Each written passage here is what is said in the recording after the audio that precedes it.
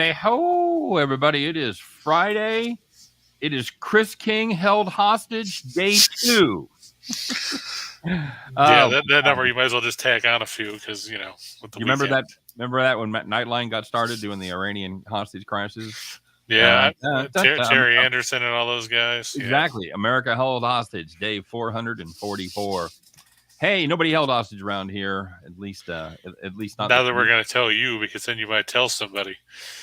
That's right. I'm There's somebody with a shotgun right off screen that forces me to do this show every day. No, we're here of our own free will. I was speaking to the lack of air conditioning at the King residence, the King Castle, if you will. No fix on the horizon, huh, Chris? No, I imagine that my wife will try to kill somebody by the weekend's over. But as long as it's not me, that's all that matters. Good point. Unknown entity in the house. I think he sums up the feeling for everybody. Let's go! By the way, this is Just Parlays with Chris King. You first-time viewer, first-time listener. First of all, welcome aboard. My name is Scott Steehn. I'm the lead handicapper at WHINERS.com. And this sweating young fella right here, although you look good, you're not glistening. You got extra makeup on today, I'm guessing, huh, Chris? No, I'm just going to blame it on that little air cooler thing that I showed you yesterday. Yeah, you got your little mini swamp cooler thing that you I told you we use one for camping. Yeah.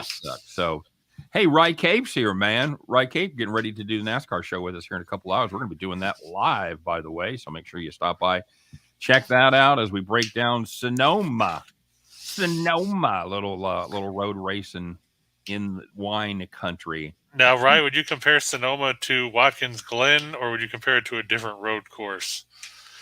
Because, any insight I can get before I actually get a chance to look at any of that stuff would be helpful. So absolutely. Andrew says East Carolina was a plus 175 dog before the game. All the money coming in on Texas, buddy. All that Longhorn cash coming in. And but that's typical Texas, isn't it? Anybody that's a fan of the University of Texas that's a booster or anything throws money at everything, and it inevitably is a waste of money. Wow. Shaka Smart. Shots fired in Austin. I mean, not to be, well, figuratively, not literally. No one's climbing the tower again. No, just. But, Shaka Smart, waste of money.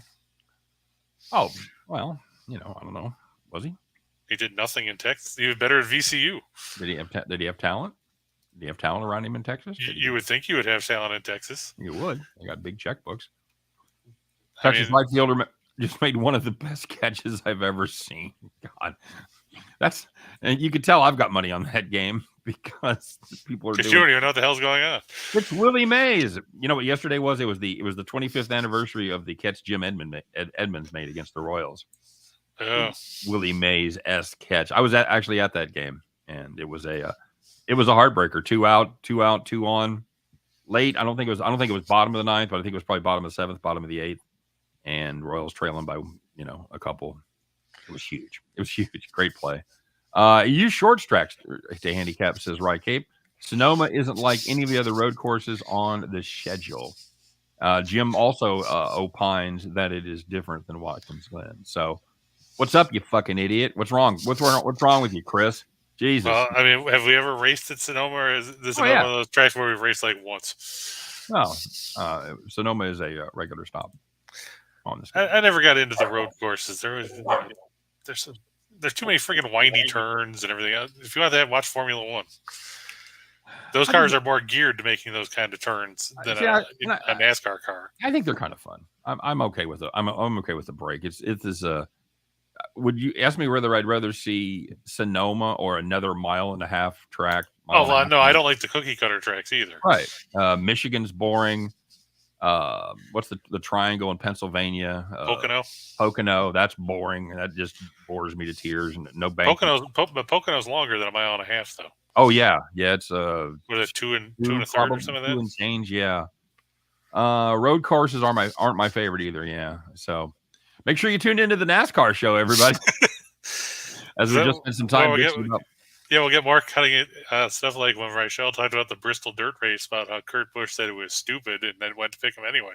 Absolutely. Absolutely. So it is good to be here. We do want to remind you guys to like our video. Please like our video. We know you like our video, but we want you to express your like in hitting that button, hitting that thumb. And of course, this is the last show on the Winners and Whiners YouTube channel. This is it, Chris. This is the last time we're going to do Just Parlays. Starting Monday, we'll be over at the Max Wagers Network YouTube channel. Which means I'll get a bunch of messages on Twitter going, "What happened to the show?" I told you what's likely to happen is we've been harping about this for like a couple, 3 weeks now. There's going to be 90% of the people that go to the regular spot on Monday and go, "Oh shit, that's right. Those guys were just blabbering about that," and then they go over to Max Wagers Network. So when you get there for the show, please subscribe, cling the bell. Yes, ring the bell, get notified every time we put up brand new content. Great content, Max Wagers Network, noon. It's Sean Higgs, Midday Money, 1 o'clock. Of course, Allie Burns giving you morning wood. 2 o'clock, well, you know what's here because you're here. We're here. It's me and Chris. 3 o'clock, I roll over to Studio B for Scott and I doing Back to the Window. 4 o'clock, Sean Miller from doing soccer from around the globe. And Fridays, most days, he may not be there today, but it's usually Tim Earl, Nick Earl, and Detroit Lenny. I think Tim went to the game today, so that may or may not be over by showtime. So I don't want. And if not, then everybody deserves a day off now and then. Paulo Enriquez trying out for the job of show director. Wants to know about Game 4 with the Celtics or Warriors and why. Please show your work, Chris. I'm going to guess you may have a slide loaded up on that game. You would be correct. Okay, so there you go. We're gonna talk about that here in just a minute. Thanks for checking in, Paulo. I swear we will get to it and answer all of your questions, or at least act like we were going to. No, don't say that. We're gonna do it. We're 100% going to talk about that basketball game, both the side and total. I promise. So there you go. Hey, if you want more of this guy's picks, Chris, how'd your picks do yesterday over on the premium side? Premium side, we had both the 2-teamers hit. And then we had a 4-teamer that paid out about 29-1. That ain't too bad. If you want to get in on that kind of action, make sure you check out Chris's premium picks. You can get my premium picks as well if you're looking for more of my good stuff.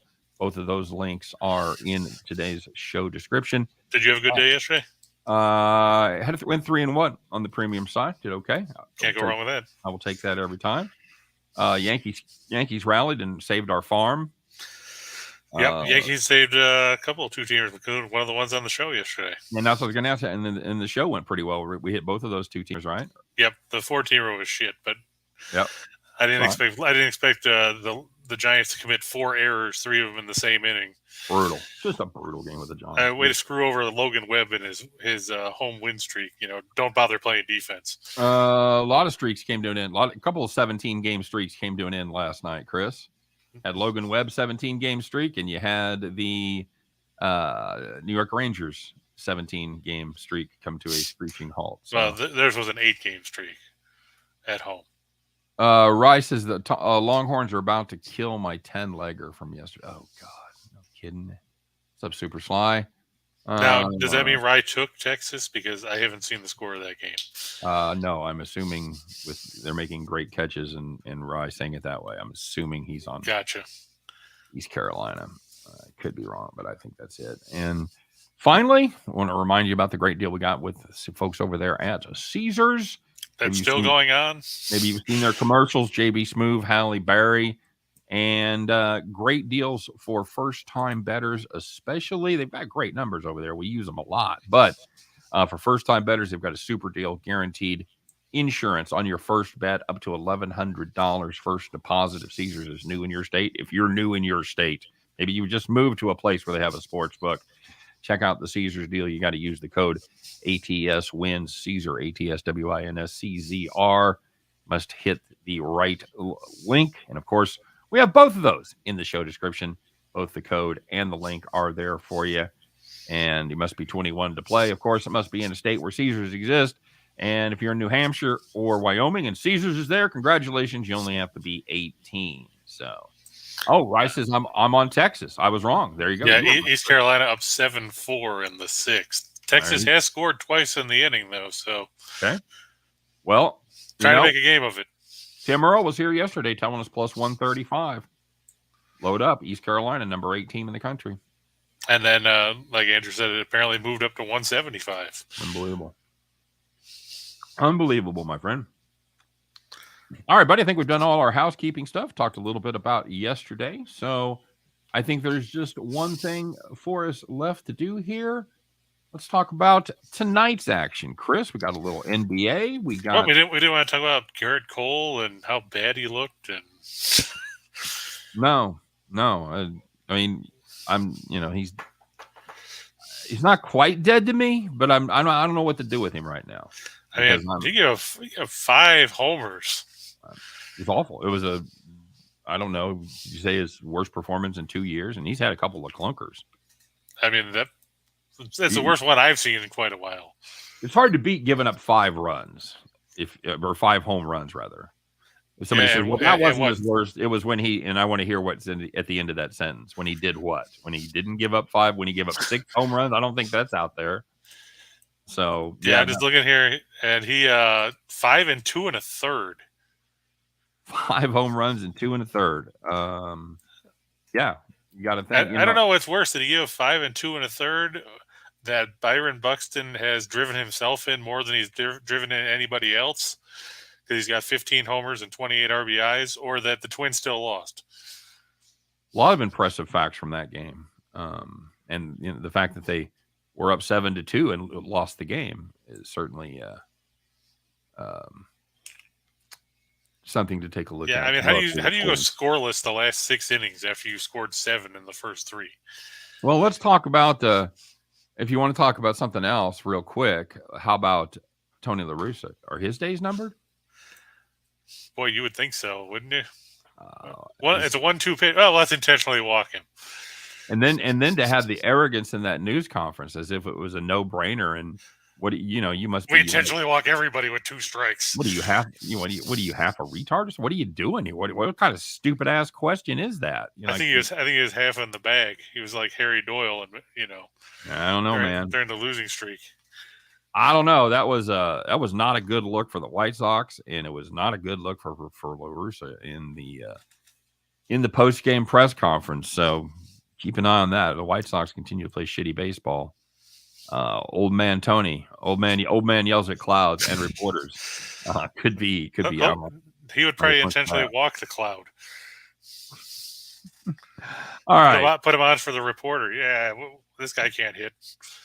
So we're going to by the way, for anybody that's been following closely, the dog had his first legitimate bowel movement in a week outside today, right before the show. So we interrupt the show for a breaking news bulletin about Scott's dog.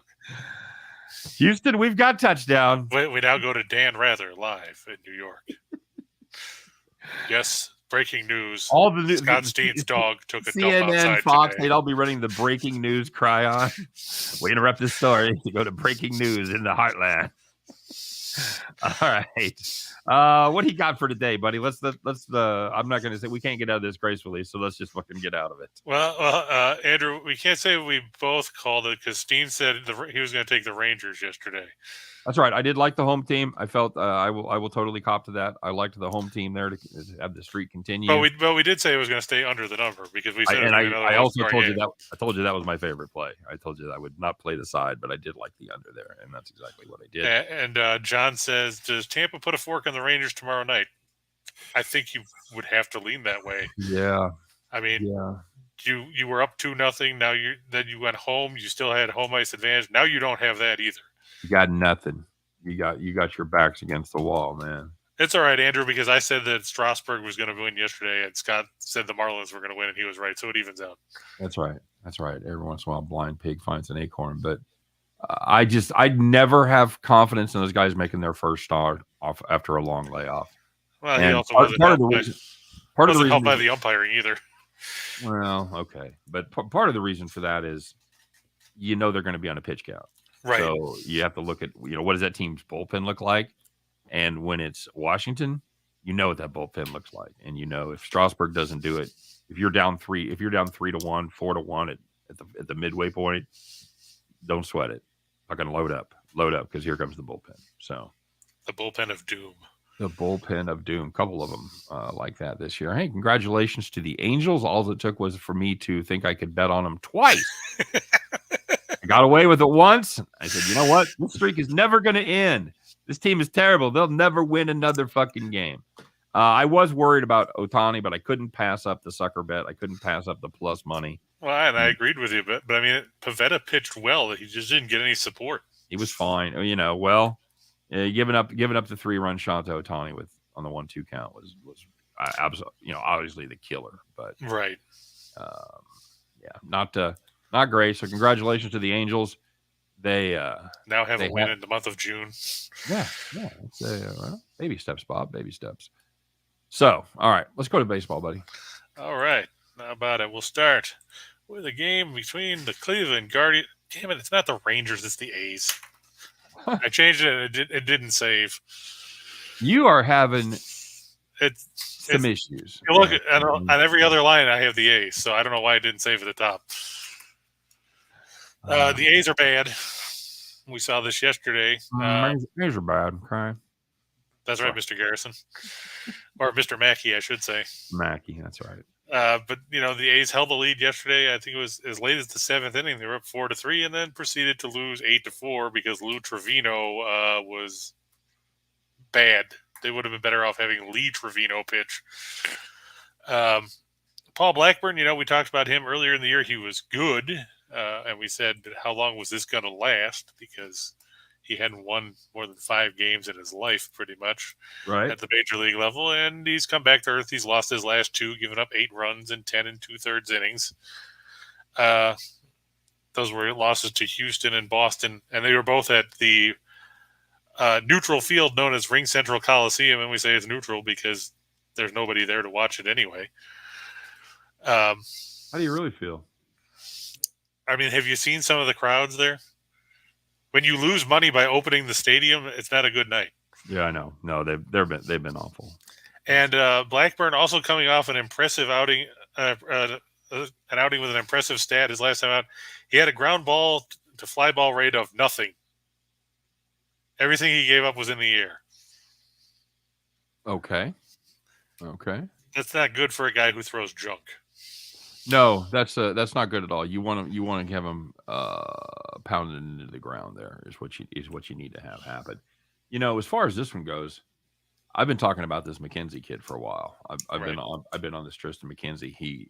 He's got it. And the thing I like about him, he's got a nice, easy delivery.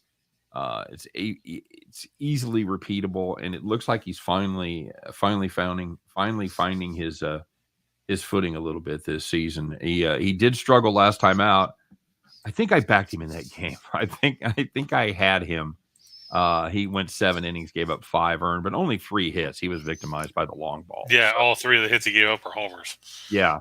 He does still struggle with that. He's got the walk problem for the most part under control, but I'm a fan of this play right here. Yeah, the weird part was in his first 6 starts, 5 starts and a relief appearance, he only gave up 1 homer, but he's given up 8 in the last 4 starts. That's the one thing that I'm worried about. But he hasn't given up more than 4 hits in any of those starts.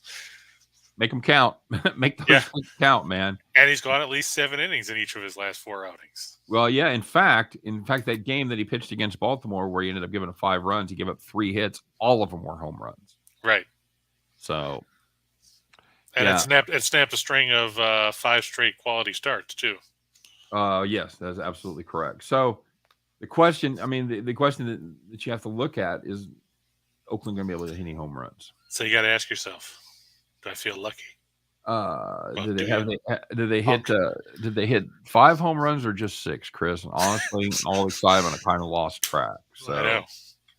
I don't know if the A's have hit 6 home runs all season, but I'm a fan.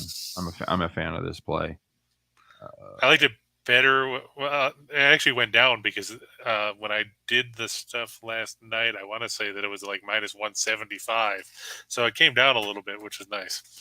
Okay. But we always talk about, shop your lines because, depending on the book you're at, it could be wherever. Because I think I saw it at 155 at WinBet. But if you go to PointsBet, it's 175. Yep. And if you go to Caesars, it's 170. At 20 cents, man, it doesn't sound like a lot. You're like, well, I like this, but if you save that 20 cents 5 times, you earned yourself a free bet. That's true. It's like your own personal punch card. So shop your lines if you have the opportunity to do that. So and that's what I do when I put these up. I try to find the best number possible wherever it is. Yeah.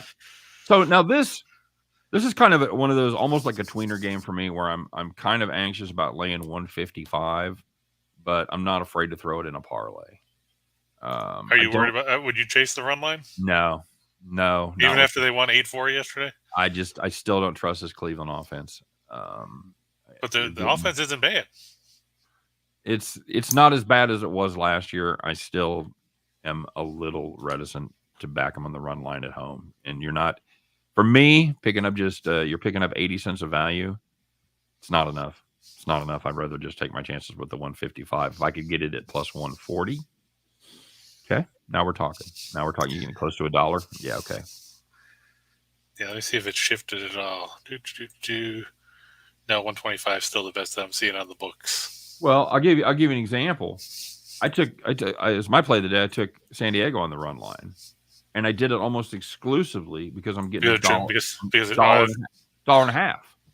It was I saw it was down to like what 110 or something like that. That's what it was minus 260 on the money line. It was minus 110 on the run line. So you give me $1 and a half of value with a competent pitcher on the mound, I'm going to play it. And then you give me that much value with Musgrove on the mound, 10 for 10 in quality starts, all day, every day, buddy. Yeah, I was going to put that one in here, but then I figured if I put it in on a parlay, people were like, "Oh, look, he's taking the minus $6 billion and two." So I do have a Musgrove pick in there, but it's a player prop. Okay. All right. Well, that's fine. You got him over in strikeouts? Yep. I don't hate that. Okay. What else you got, buddy? Look, I got the Toronto Blue Jays against Lenny's Detroit Tigers, or the Detroit We Can't Scores. I took that for Clark. It's one of my Clark picks. Yep, it is. With Jose Barrios, imagine that. Could you imagine if he had an actual decent ERA instead of over 5? He might have more than 4 wins. Yeah, it's been a weird season for Barrios. Not the best, but no, it started when he got shelled on opening day. He's been outstanding compared to Rodriguez. By the way, I took the Saturday game on Clark, so not this game. Saturday game is Gausman and Brisky. Yeah, Bo Brisky. But yeah, I don't know what's worse, that the Tigers have Eduardo Rodriguez for Erod, and now they have Elvin Rodriguez. So is this like Erod Jr.? Is this Erod light? It's Elrod. Half the calories, less the fat. It's Elrod, man. Not to be confused with Elrod Hubbard. Yeah, I don't know what's worse, that or the fact that he's only the second guy in Major League history to be named Elvin. I'm trying to think. Should I know the other one? No, because he sucked too. Okay. I saw it when I was trying to punch up his numbers on Baseball Reference. Elvin Ramirez played in 2012. 20 games in relief for the New York Mets, went 0-1 with a 5.48 ERA and a 2.063 WHIP. Not good, Bob. Walked 20 guys in 21 and a third innings. Jeez. I wonder why he didn't come back up. Hard to believe that guy didn't get another cup of coffee. They probably took that cup of coffee that he was drinking right there and just snagged it and said, "Yeah, you're done. You're not even going to get to finish that here. Get out of here." Interestingly, about Elvin Rodriguez, this is probably not a good matchup for him. He's given up 6 homers in 16 innings, and if you've watched the Blue Jays at all, they've got some guys that can put the ball in the seats. I understand that. They have a little pop in their bats there. 3.4 homers per 9 innings. That's a lot. That's a lot, my friend. Some would scream that's excessive. I think Barrios could give up 4 runs and still win, but I don't know if Detroit could score 4 runs. That's the question, because this is a team that averages 2.7 runs per game, man. It is just absolutely brutal. Yeah, it is no bueno.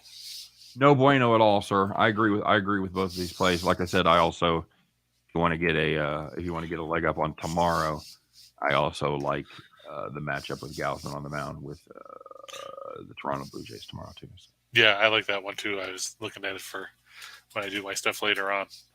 Hard to go against Gausman normally, but when he's facing a team like the Tigers that seem to be allergic to putting the ball in play. Yep, absolutely true. Absolutely true, bud. All right. What else you got? Well, we got basketball. Basketball. Okay. Very good. Or, I mean, if you want, we can talk about the CFL. The Winnipeg Blue Bombers are playing the Ottawa Red Blacks tonight. I told you, I actually like Canadian football. I like the rules. I think there's some funky, like the punt stuff. You mean the singles? Or if you recover the punt, you get a single. Yeah, it's pretty good. So, and the 55-yard line. The 55-yard line still freaks me out, but I'm not gonna lie. The third is the third down. That's the. Well, they're going for it on third and 7. Yeah. Make your. You don't have a lot of those waste plays, So.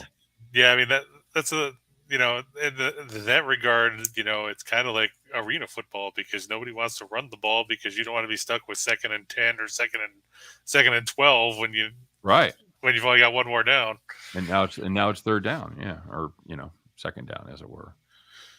But I mean, I used to watch it all the time because, like I said, getting the Canadian channels, it was easy to watch it on CBC or whatever.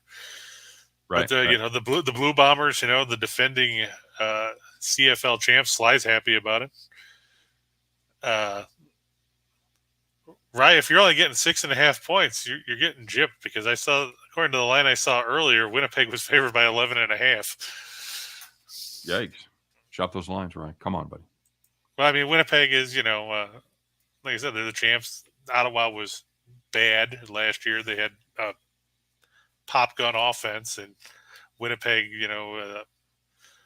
had basically the CFL version of the 85 Bears or the 2000 Ravens defense when it came to shutting teams down. I think it'll be an interesting matchup. I mean, I like to watch the CFL. Hopefully, I can find some stupid channel that it's on. Maybe Fox Sports 47 or something. You'll have it on. I got to go back and run the tape. When you said we could talk about the CFL, I swear to God, I said no. No, you said you like watching the CFL, and that was it. I said no. Well, see, you didn't chime in. I said no. Talk about basketball. There's like 2 people that want to talk Canadian football, and one of them's you. No, Sly likes the CFL. There's Bronco talking on the CFL, and Rye even commented on betting on the CFL.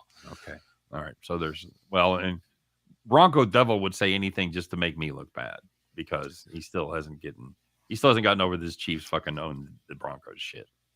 At the end of the day, no matter what interaction we have, Bronco hates me at his core. He sent you a fucking head. What are you complaining about? It's a red herring. It's a red herring. He could have sent you a head in a box. What's in the box? For God's sake. There you go. So Rye says ESPN Plus shows the games even better. Okay. Hey, he could have sent you a bag of dicks. How about a nice bag of dicks? Dude, I swear to God, talk about some basketball. Or what? What are you going to do? What are you going to do, little man? Fucking cut the show. I'll also have half an hour to myself. It'll be fine. People are waiting on basketball. They're still talking about the CFL over there. People are waiting on basketball, man. I'm telling you. Nobody watches basketball. It's a dead sport. Yeah. They're caught. That's why it's on network and CFL's on ESPN2 if you can find it. Or no, ESPN Plus. It's not even on the Deuce. To be fair, you can barely find the NHL on ESPN during a hockey season. Okay. Well, don't get me started on hockey either. But people want to talk about basketball. Boston's going to win tonight, Chris. The game is going to go over the total. There. Discuss. Well, I have Boston win. I don't know about it going over the total. Okay. I mean, I'm worried about, Curry with his one leg. He's not Willis Reed.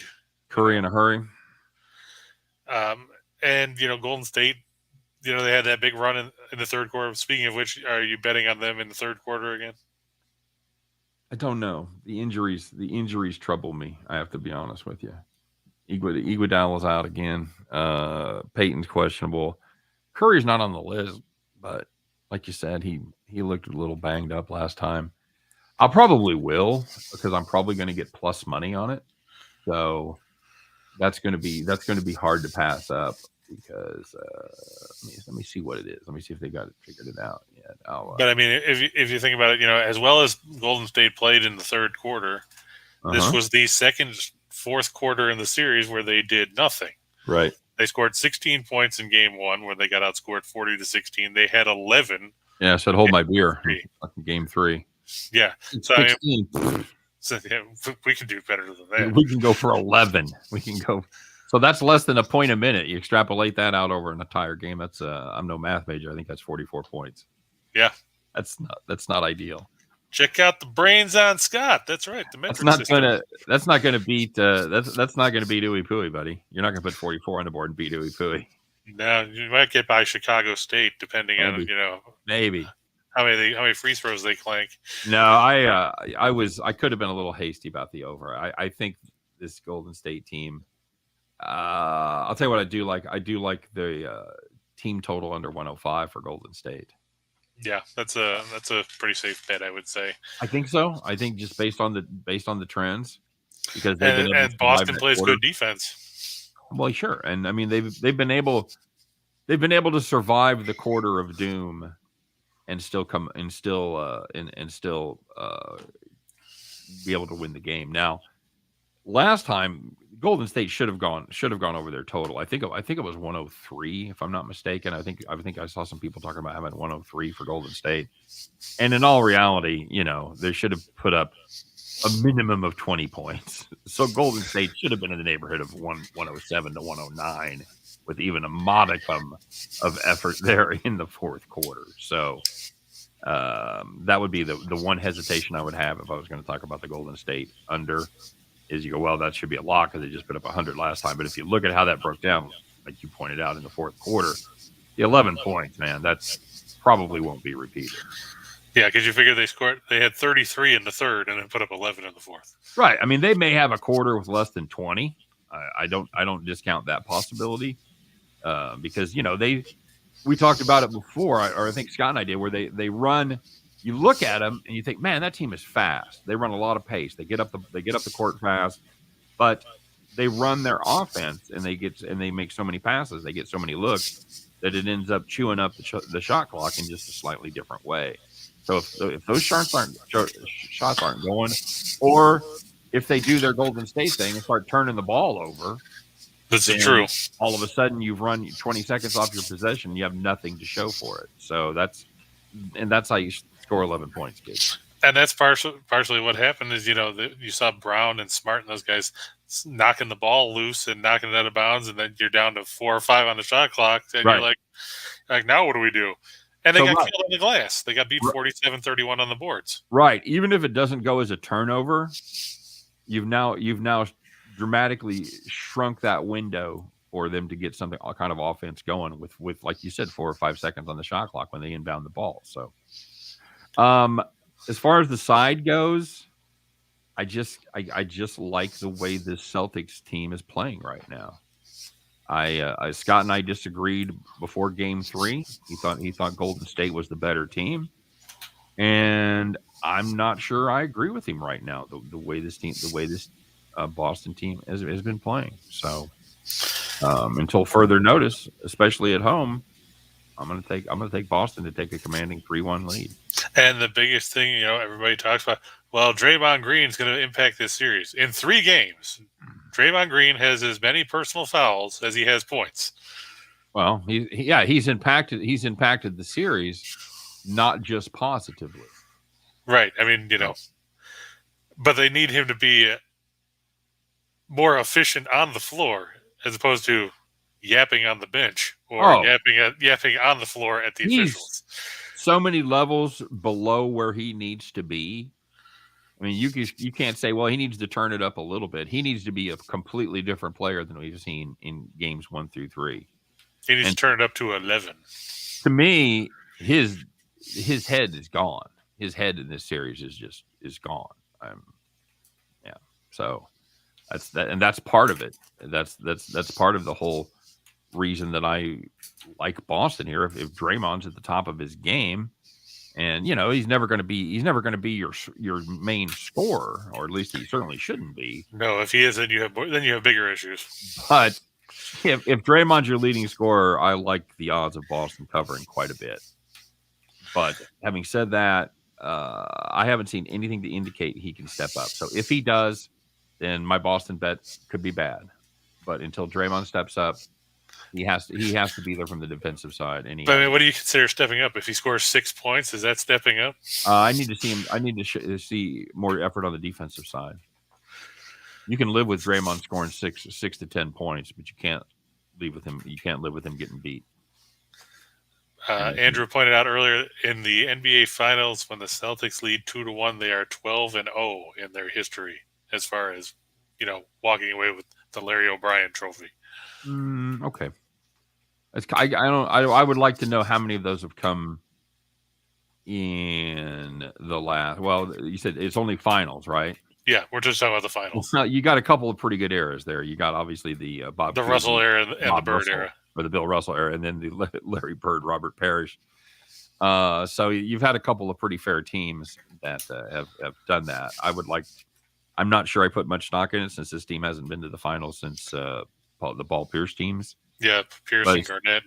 It's interesting, and it could say something about the home court advantage, because most likely Boston was probably the better team in most of those matchups and probably had the home court advantage. So they would have played Game 4 in Boston, in the Garden.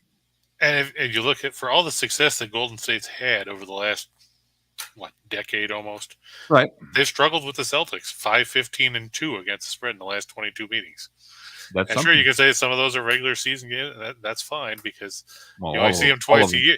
All of them. Well, all of them before this year. Yeah, so you can say they don't mean as much, but the fact remains that they haven't solved the Celtics. And there was a stretch where the Celtics weren't all that great. Yeah, absolutely true. Absolutely true, my friend. And it also could be, it also may indicate that Golden State doesn't necessarily travel well to the East Coast, or they just don't match up well. Yes, also true. So I think until further notice, I'm on the Boston Celtics. Take the Golden State Warriors team total under 10. What did I say? 105. Yeah, 105. Yeah. As far as the full game, I'm gonna change horses here just a little bit. I'm gonna lean under. I'm gonna lean under, and if they beat me, they beat me. But I just that's the way I looked at Game 3. Yeah, I get that.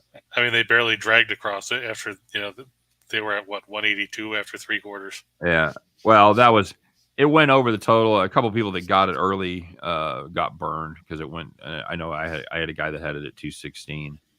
So that was an unlucky push, but that should have been in the low 220s easily. Oh yeah, easily in that game. So if you did not lose your under bet there, you should consider yourself extremely fortunate. You got a great number. Are you on the under as well here, Chris? You said yes, that? I am. Okay. All right, very good. Yeah, Bronco. Scott said that he'd probably back the Warriors in the third. They've had good runs at it throughout the playoffs. Yeah, I can't ignore it. There's something about their energy level. I don't know what they do at halftime, but it's smoke crack. It's too big of a trend to ignore at this point. It's something that I think that has to be played. So now, if only they could carry that momentum over to the fourth quarter, they might have actually been ahead in this series. And show me some two teamers on it. I'm going to look up the quarter price on that while you do that. All right. Going to go with the Milwaukee Brewers over the Nationals. It's Aaron Ashby going against Eric Fedde, and I know we've talked about this before. When Eric Fedde is considered one of your front of the rotation starters, it's not necessarily a good thing. It usually means that you're a team that's probably not going to be considered a serious contender for anything other than first hit to the golf course. The best thing you can say about him is he's not Patrick Corbin. There you go. That's pretty accurate. He's not Johan Agon. Adon, yeah. So I know the Brewers have lost 6 in a row. They ran into a hot Philadelphia team, and before that, they played San Diego. Here's the thing: San Diego can pitch. Philadelphia can hit when they feel like it. Washington can't do either one of those things. The Nationals are terrible at home as far as putting runs on the board. I believe they're right near the bottom when it comes to scoring at home. Let me double check my stats here. Okay, at home, Washington is 28th. They average 3.33 runs a game at Nationals Park. Do you know the two teams that put up less runs per game at home, Scott? less runs. Surprisingly, one of them is not Detroit. Nope, they're 27th. Yeah, I had to look at it. They're last in the league in runs, but they're not quite as bad at home. I'm going to go with the Royals. The Royals are 29th. And we talked about the other team already. The A's. Yep. The A's average 2.6 runs a game at the Ring Central dump. Well, and we talked about part of that being because of the foul territory there. True. So I'm on DraftKings, and there's either no line or it's pick 'em, because all the other quarters have actual lines. In the place where the line should be, there is a blank. Oh, so we're trying to pull one of those. I don't know if maybe they're not posting a number. I don't know, but it's they're like, oh, you're gonna try to pull that shit, huh? Honestly, it's going to be within a point, probably either way, and I don't really care which. You don't care. I don't care. I don't care. Just trying to see if I see it anywhere else, but I'm not seeing it come up. Okay. Guardians and Phillies. We talked about Tristan McKenzie and the Guardians before. And the Phillies have won, 7 in a row now? Boy, maybe firing Joe Girardi was the right decision. Well, they certainly look like geniuses so far, don't they? Yep. It's going to be Kyle Gibson. Go ahead, Scott. Talk about where he went to college. I believe he's a graduate of the University of Missouri. That's right. He went to the School of Hard Knocks. Phillies have won 7 straight, Chris. That is correct. Zach Gallen's going for the Diamondbacks, but the bloom came off that rose a little bit because he lost to the Pirates his last time out. I know some of that was the fact that Arizona forgot to score any runs, but still, you lost to Pittsburgh. Well, you know who else lost to the Pirates? It's the English Navy, and they rebounded okay. So, No, Gallen, it's still got great numbers if you look at a 2.40 ERA and a .95 WHIP. But as Chris pointed out, he didn't just struggle a little bit against Pittsburgh. The big blow up he had was against Kansas City, which was weird too. He gave up six earned in 5 1/3 against the Royals. He was decent against Pittsburgh, 6 innings, 2 earned, although he took the hard luck 3-0 loss there. So, I'm not quite ready to write Gallen off just yet. He's given up 2 or less in every start except against the powerhouse Royals. So, I don't know.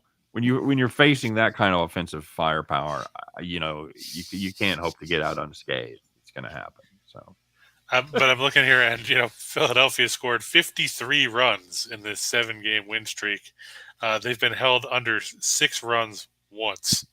Yeah, that's a team. It's playing good baseball right now. I know Philadelphia fans have been waiting for that. So congratulations, Rye. Perhaps the season isn't quite lost yet, although the Phillies do find themselves still under 500 and 9 games back. So, but the Mets are still trying to find pitching, so anything's possible. Anything is possible. I mean, look, Atlanta was sub 500 in June last year and still won the division. That's true. That's very true. So, and I still got a bunch of games against the Nationals. So, hey, if you wanted to play the Brewers and the Celtics lay 170 each way, that's going to pay you a little better than 3-2. By the way, that's a good yardstick, kids. Keep that in mind. Around 170 on each game is going to be somewhere around 3-2 on your payout. If you wanted to lay the run line and the spread line in the basketball game, they're both 110. That's going to pay you just about what a normal two-teamer would. It's going to pay you $264 on $100. The second parlay going to be a little friendlier there on the money line, as the odds are a little more reasonable, 135 and 155. That'll give you 186 on 100. And if you wanted to juice it up and play the run lines as you suspect, that's going to be much more profitable at 4.5 to 1 or 451 on $100 make you holla. So very good. How about a four-teamer? How about a quattro? All right. Like I said, this is where I put Musgrove for over 5.5 strikeouts. He struck out at least 6, I believe, in 8 of his 10 starts. His last 10, I should say. Colorado, not necessarily known for putting the ball in play with any kind of consistency. And like you said, Musgrove goes deep in games. He doesn't come out there and throw 3 or 4 innings and leave. He's not Blake Snell. Gone 6 in every game. Gone at least 6. Gone at least 6 in every game. Giving up 3. And, like you said, he's got a quality start in every outing. So, yep. Kind of hard to argue with that kind of consistency. Yep. Leads the league in quality starts. Yep. It's Now, this was a game you and I talked about last night, where we were talking about the Astros and the Marlins. Pablo Lopez going for the Marlins. Luis Garcia going for the Astros. Garcia, another one of those guys that's coming off a loss to the powerhouse Royals in his last outing. He started that game against Bubic, where he went 7 innings, gave up 2 runs in a game that the Astros then proceeded to lose 6-0. Yeah, I had that one. Lopez has pitched well. He's got 2.18 ERA, so if you're looking at the under, that probably wouldn't be a bad way to go either. Are we still at 7, or is it snuck down to 6.5 on that? When I saw it last night, it was 8. Go on. Still is. Oh, I see 7.5, but yeah, there's a bunch of 8s out there. Yeah, like that, buddy. Yeah, like it. I mean, if you can jump to 8, give yourself a little cushion. Yeah, it's only going to cost you 10 cents, maybe. Probably. It depends. Okay, cool. You like the Rays over the Twins? Yeah, Devin Smeltzer going against Drew Rasmussen. I know Smeltzer has pitched pretty well, but the question is, what do the Twins have left in the bullpen after yesterday? Rag arms, buddy. That's what they've got. They've got rag arms down there. Meanwhile, Tampa Bay got 8 innings from McClanahan and a 2-1 win over St. Louis, so that's pretty much all hands on deck for them. Yep. Boy, that McClanahan kid, he's pitched well. Gotta give him some credit. He outdueled Mikolas yesterday. Yeah, he really has. I do worry a little bit about Rasmussen on the road. He has been much worse away from the dome than he has at home. But, it's one of those things, because you look at this Minnesota team and you kind of have in your head like, wow, this is just another shitty team in the American League Central.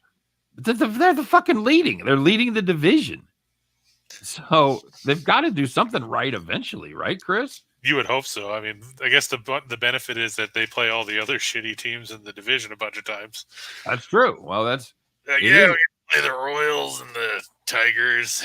It is the division. The there's Royals... there's 30 free wins. About the Royals actually did that about 10, 12 years ago, about how we're going to get better and this is our year. It was before the big run, probably maybe 15 years ago, because part of their advertising campaign was, geez, we get to play the Twins almost 20 times. And they literally said that, and they just absolutely went out and stunk up the season, including getting owned by the Twins that year. So, go back to Harry. Christ, I can't find it. I've been impressed with this Smeltzer kid, Chris. I really have been. He's made 5 starts this year. He has yet to give up more than 2 runs in any of those starts. He's been fairly consistent about going the distance. He's probably going to get you into the 6th. May not complete 6th, but he'll get you into the 6th. Limit the damage to this Minnesota bullpen. This is probably the one that I like the least out of this, and I know it's the one that's capped the closest. So, yeah, I worry about Rasmussen on the road, and I worry that Smeltzer may actually be pretty good. So, like I said, I'm worried about Minnesota's bullpen, and if Smeltzer can't get out of the 5th, well, like you said, that's the parade of, oh Christ, who are we going to put on the mound? I will say this: if I were going to play this game live, and I'll probably be out jacking around with the family tonight, but if I were going to play this game live, I would keep an eye on Smeltzer's pitch count. And if it started extrapolating out and looking like he wasn't going to be able to make it through the 6th, I'd load up on Tampa Bay. If he's breezing, if he's averaging 12, 13 pitches an inning for the first 3 or 4 innings, then I'm probably going to pump it up on Minnesota. Yeah, Smelter doesn't miss a lot of bats. No, he's not a big strikeout guy. He has had 7 in a couple of his appearances. He's had 7 strikeouts in 5 innings, but for the most part, he's a guy that's going to have to count on soft contact. Going to have to count on ground balls. Yeah, he's fan 13 in 28 innings. Yeah, not ideal. Not ideal at all. And then we've got the Dodgers and the Giants. It's Buehler against another ex-Royals castoff. Eunice? Is it Eunice? Yes, it is. But, it's hard to go against Buehler. I know usually when he gets lit up, he bounces back with a decent outing. Fair enough. He struggled. What the hell did he face last? Christ, I can't find it. The hell with it. No, he faced the Mets and got beat up for 5 2 1/3. He's had a couple rough outings of late. The Giants, they just look like crap against the Rockies. Would they score like 6 runs in the series? That was not their best series. They made Antonio Senzatella look like friggin' Cy Young. That's hard to do. Yeah, they put up 7 runs in that series combined. So, I think the league is just figuring out that Junis is the same guy that pitched with the Royals. Like, that Jake, I thought it was like his brother. No, that kid sucks. No, Junis, after having a little dip there, he's actually been good again, Chris. He's given up just 4 earned runs over his last 3 starts, 16 in the third. That ain't bad. And he's got, as his slider goes, so goes Junis. It's all about if he can get that slider and if he can get the calls on the outside corner and low in the zone. If he's of course, he's also benefited from the fact that the Giants scored 21 runs in those 3 games. Well, I'm just saying, if you give up 4 runs in 3 games, you're probably going to expect to win all of them, if not 2 out of 3 for sure, and most likely all of them. So, yes, it was helpful they put up a ton of runs. But then again, the Giants gave up 8 runs total in those 3 games. You should win those games. This is true. I'm just saying, after what we just saw them not do against Colorado. True. Yeah.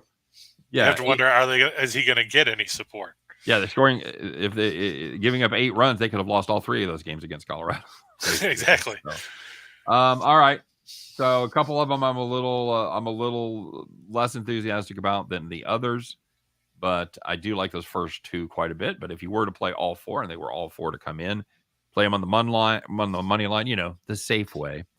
And if anybody's ever tried to hit a 4-team money line parlay, which I'm sure most of you have, there's no safe way, but that pays $8.76, almost 9 to 1 on your $100.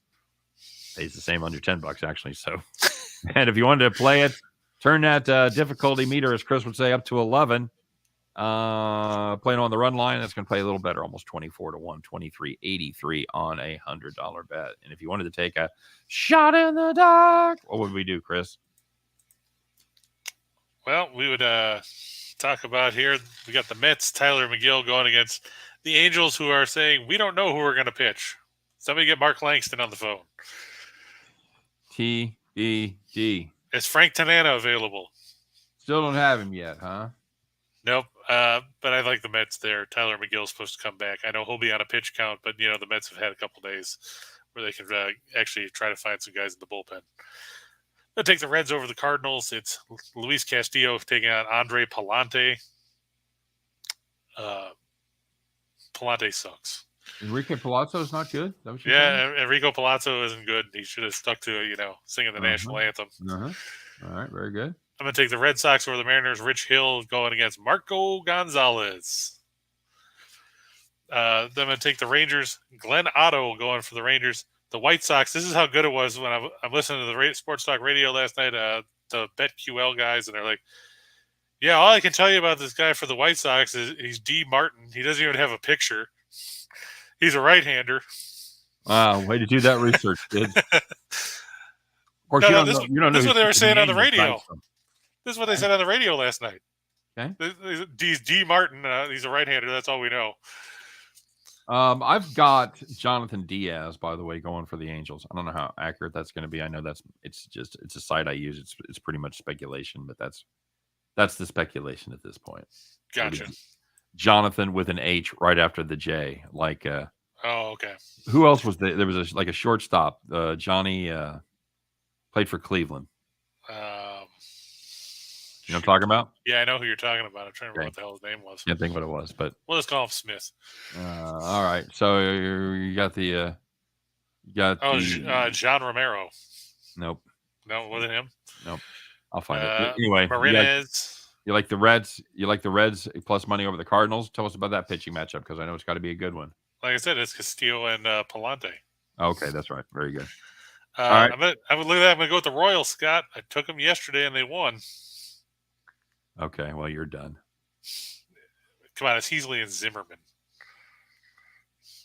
Nobody likes Zimmerman either. Okay. Johnny Peralta. Who Peralta. Yeah. Yep, I forgot about him. Yep. Who didn't? All right. Red Sox over the Mariners. Yep. Rangers. Yep. Royals. Check. You like the under in the basketball game? We talked about that. I just think Boston's going to clamp down defensively. Curry under 28. A rock fight. Curry under 28.5. That's kind of correlated with the under in that game. I don't hate it. Got Jaylen Brown over 24.5. Horford he's played well in the playoffs. Horford over 3.5 assists. Explain yourself there, buddy. Well, Horford, he's been effective as a big man passer, okay. Which is, something that they can use because it opens up more shots on the perimeter. And Horford, even in going back into the regular season, he averaged 3.4 over the course of the year. So, okay. I mean, we're not talking about a guy who can't pass. Okay. In the playoffs, he's averaging 3.5. So that's what I wanted to know. I knew there had to be a case for it. Marcus Smart over 14.5 points. Yep. Sure. Why not? If you wanted to play those, it would pay $95,088 on a $100 bet. And hang on to your hats, kids. Chris tired of fucking around with those $250,000 on $100. They said, can we up that a little bit? Can we put some real money behind that? So yeah, Chris, go ahead and put together a 10-teamer that pays you $336,000 on $100, almost $337,000. So congratulations there, Chris. Finally, you've got off your ass and done something. We appreciate it. Yeah, I figured it was a Friday, so yeah, give him something to shoot for. All right. Any final thoughts, buddy? No, everybody enjoy the weekend. Be safe out there. Hopefully your air conditioning works. Yeah, go sit in front of your air conditioner for Chris and think cool thoughts. See if you can send that out through the universe because it's my man's going to be sweating. So it's supposed to be 98 here next week. No, man, I'm out. I'm tapping out, buddy. I'm tapping out. I'm not ready. Hey, you guys have a great weekend. Thanks for watching. If you got a little time, hang out. Check us on the other side of the hour. We'll be right back after traffic and weather on the 9s. We'll be back with Back to the Window, Scott. And then, of course, we're doing, we'll see this guy again. We'll be reunited with Chris in about an hour, along with our friend Rye Cape and Scott Reichel. We'll be doing NASCAR. But until then, if you can't make any of that, just make sure you come back and see us next week. As Chris and I, man, we'll talk about a lot of stuff. Probably talk about his air conditioner again. But eventually, we'll get around to talking about Just Parlays. There you go. Almost missed his cue. Friday, everybody. We're out of here. You guys take care.